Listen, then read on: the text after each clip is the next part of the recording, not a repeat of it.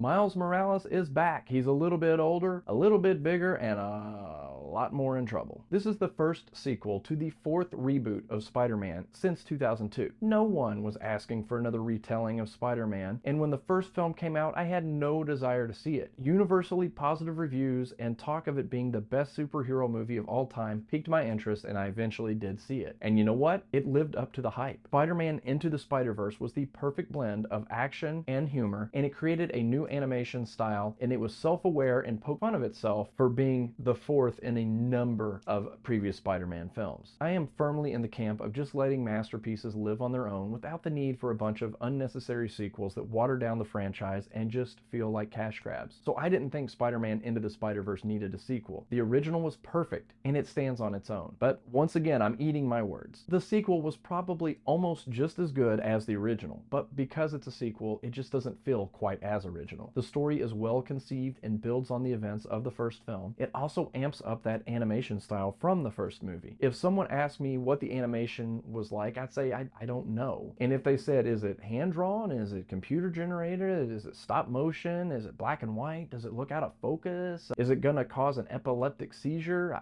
I would just say, yeah, it's all of those things. And yet somehow the animation always worked and never felt like too much. And when Futurama premiered 25 years ago, I remember hearing one of the creators say the show had so many jokes that you were going to have to pause the TV to spot them all. Now, while that may have been true about Futurama, I guarantee there were not as many jokes as in Spider-Man Across the Spider-Verse. Things moved so fast and there was so much going on, there was no way to catch it all in a single viewing. There was about a 0.5-second screenshot of Miles saying that he hosted Jeopardy, and I'm sure all of the categories were jokes, but the screen moved so quickly the only one I had time to read was arachnids. And then of course there is the multitude of Spider-Men and Spider-Women and Spider-Things in this movie. It would be almost impossible to count them all, but if you pause the screen and just looked around, you would see a lot of great ones. One of the most impressive things that the writers did was create a complex web of stories spanning multiple universes, many of those universes featuring variations of the same characters that we already know. And with all of that going on, the story was always easy to follow. The movie is funny, but I didn't think it was quite as funny as the original film. And if I had one complaint, it was that the credits scene in the first film featured a great Spider-Man joke. Now that joke was done again in Across the Spider-Verse, and it was done much better. But because it happened in the first film as well, the joke hit only about half as hard as it should have. The first film had some great and unexpected emotional scenes, and I never felt that the sequel quite lived up to that. I did enjoy getting to know Miles and Gwen a bit more, as well as Miles' parents and the other Spider-Man. And I like that we got some returning characters from that previous film and learned more about them as well. Basically, if you like the first film, there's no way you're not going to like this one as well. Now, going into this movie, I knew it was going to be an incomplete story because they've already announced that this is a two-part film. And just as I expected, it ends just as the tension was building to a breaking point. Luckily, we don't have to wait 5 years for the next sequel. We are going to find out how the story concludes in 2024.